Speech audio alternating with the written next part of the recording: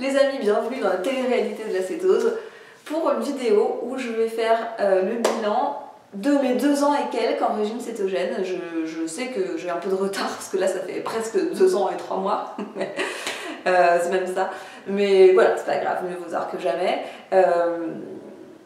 Ça va être une vidéo un petit peu blabli blabla inutile, hein, donc si vous êtes pressé, c'est pas le genre de vidéo qu'il faut regarder tout de suite, faites-le quand vous avez un petit peu de temps à perdre. Pour ceux qui ne suivent pas depuis le début, je peux vous dire déjà que j'ai commencé ce régime cétogène il y a 2 ans pour des raisons tout à fait superficielles, qui étaient que je voulais perdre du poids alors que je n'en avais pas à perdre, et même si j'avais un peu d'œstrogène dominant, c'est-à-dire plutôt grasse en bas et plutôt maigre en haut, globalement j'étais très mince et je vois pas comment j'aurais pu l'être plus, mais bon. Ce qui est drôle, c'est que 2 ans après, je me rends compte que ce truc-là, ça m'a changé moins physiquement que de l'intérieur. J'ai l'impression de plus être la même personne parce que ça a changé beaucoup de choses dans ma façon de penser, dans ma façon de me sentir et dans ma façon de vivre au quotidien. Et voilà, c'est de ça que je voulais parler aujourd'hui dans ce petit blabla. N'hésitez pas à liker cette vidéo quand même si vous n'avez pas prévu de tout regarder. Moi, ça me fait plaisir, vous, ça vous coûte rien. Donc, si je fais un petit bilan, ça fait 2 ans que je le fais de manière très stricte et même de plus en plus stricte avec le temps. Alors, j'entends par strict que ça fait 2 ans que je ne dépasse pas les 15-20 grammes de glucides par jour. Ça fait 2 ans que je ne fais évidemment pas de recharge glucidique, pas de refeed, pas de cheat meal. En fait, en 2 ans, j'en ai fait un, c'est-à-dire que sans faire exprès un jour, enfin, j'avais pas planifié de le faire, il y a un soir où j'ai mangé un cookie, voilà, bon. Mais en dehors de ça, je n'ai jamais fait de rebond glucidique ou de cheat meal et je ne prévois pas d'en faire. Et puis, je suis de plus en plus stricte dans le sens où maintenant je ne mange plus du tout de noix ni de fromage. C'est vrai qu'au début j'en mangeais quand même un peu, je mangeais pas mal de noix et puis je mangeais un peu de fromage parce que je savais pas trop comment caler mon alimentation. Mais ça, c'est des choses qui ont changé et qui vont de mieux en mieux, donc je n'en mange plus. Et même s'il y a certaines personnes qui tolèrent ces aliments-là, moi, je suis dans un contexte de très forte porosité intestinale et d'inflammation intestinale, et du coup, je ne peux pas me permettre de foutre le feu en mangeant ce genre d'aliments. Et c'est vrai qu'avec le temps et en les enlevant, maintenant, j'ai une bonne notion de ce qui marche et ce qui ne marche pas pour moi. Et typiquement, quand je mange du fromage, quand je mange des noix, je le sens direct, il y a quelque chose qui ne se passe pas au niveau de ma digestion, et j'ai mal au ventre, et j'ai une grosse sensibilité à ça, donc je fais très attention.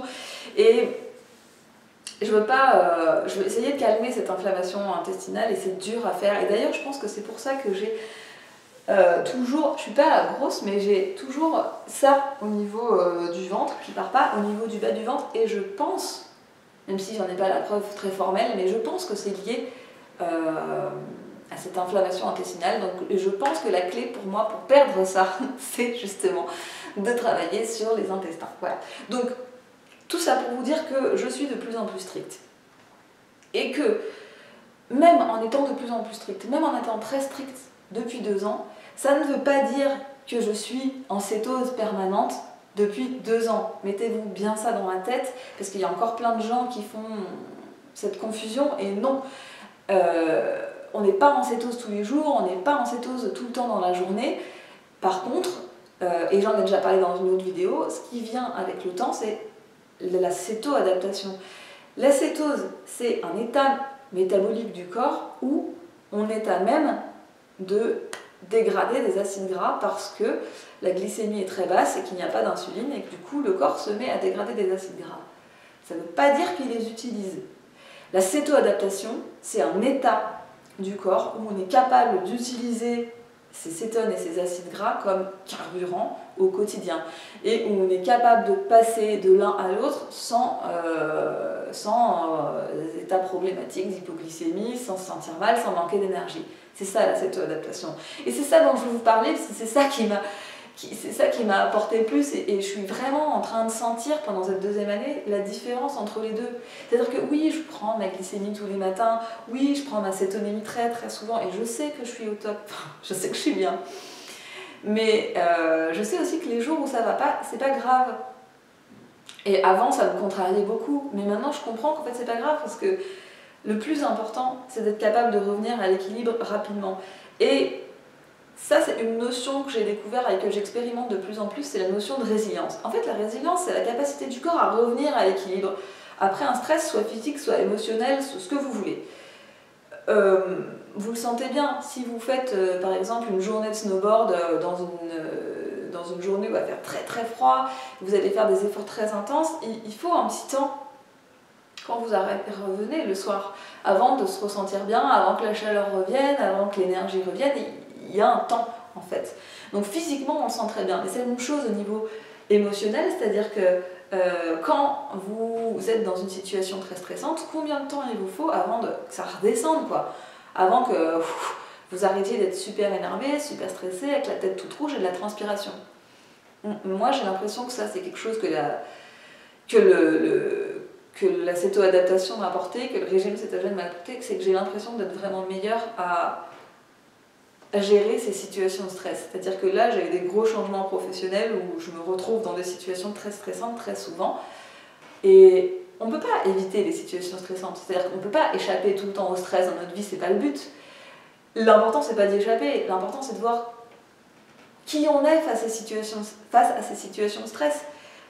Et en fait, j'ai l'impression d'avoir une meilleure capacité à revenir à l'équilibre, donc une plus grande résilience de mon corps et de mon cerveau, et du coup, ça permet d'avoir plus de recul, ça permet de revenir rapidement dans un état où on est mieux, où on est meilleur, où on a accès à ses ressources, et au quotidien, c'est quelque chose de super important. Donc si vous combinez l'énergie qu'amène le régime cétogène, parce que c'est vrai que j'oublie d'en parler, mais bon sang, c'est un des trucs les plus importants. Avoir de l'énergie au réveil, avoir de l'énergie l'après-midi, avoir de l'énergie tout le temps, pouvoir aller à la salle de sport, c'est quelque chose de génial. Combiné à cette capacité de résilience, c'est-à-dire qu'après des efforts très intenses, pouvoir revenir rapidement à l'équilibre, avoir la glycémie qui redescend, avoir le cerveau qui est calme, c'est absolument génial.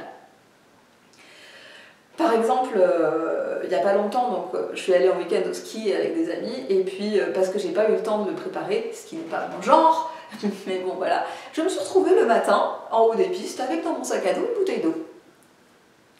Et je me suis dit, bon sang, comment je vais tenir toute la journée? Et en fait, le truc fou, c'est que j'ai pas eu faim.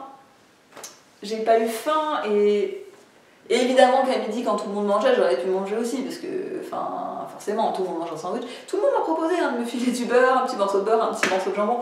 Mais si j'étais très honnête avec moi-même, en fait, je n'en avais pas besoin. J'avais pas faim.